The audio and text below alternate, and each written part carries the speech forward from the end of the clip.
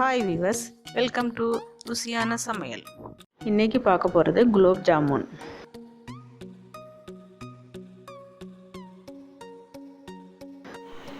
First ஒரு கடாயில் 1 cup சர்க்கரை போடணும். அது கூடவே 1.5 கப் தண்ணி சேர்த்து கொதிக்க விடணும்.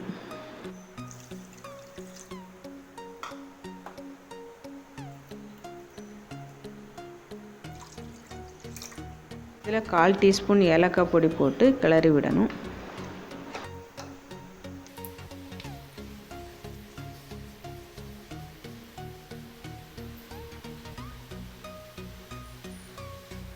ஸ்டவ் மீடியத்திலே இருக்கட்டும்.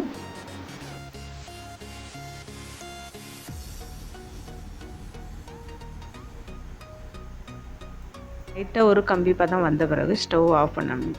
இப்போ இதில் எலுமிச்சை சாறு 2 அல்லது 3 சொட்டு ஊற்றணும்.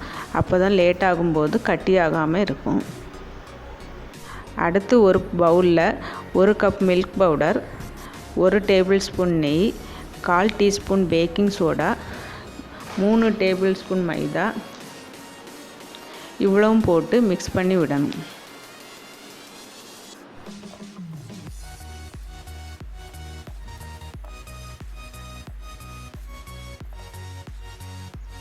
இப்போ இதில் 3 டேபிள் ஸ்பூன் பால் ஊற்றி மிக்ஸ் பண்ணணும்.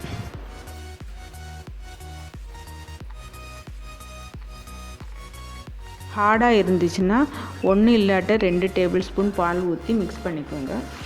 ரொம்ப அழுத்தி மிக்ஸ் பண்ணக்கூடாது.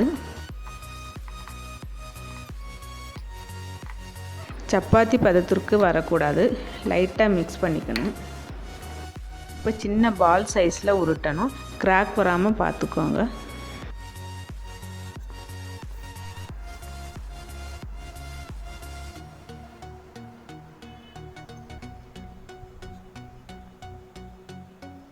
எண்ணெய் சூடானதும் நம்ம பண்ணி வச்சுருக்க ஜாமுன் அதில் போட்டு பொன்னிறமாக வறுத்து எடுக்கணும்.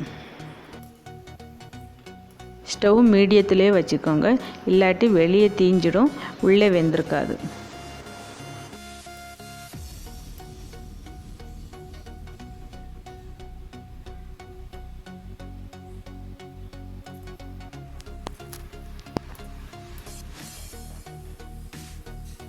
நல்ல கோல்டன் ப்ரௌன் ஆகிட்டு அதை சுகர் சிரப்பில் போடணும்.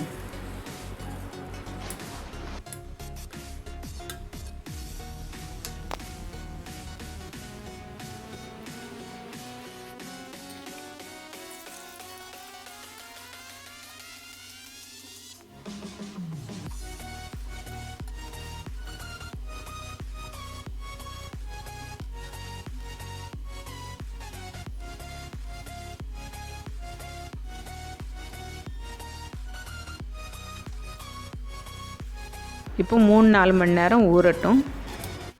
3 மணி நேரம் ஆயிட்டு அவ்வளோதான், ருசியான குலோப் ஜாம் ரெடி. இந்த ரெசிபி உங்களுக்கு பிடிச்சிருந்தா மறக்காமல் சப்ஸ்கிரைப் பண்ணுங்கள்.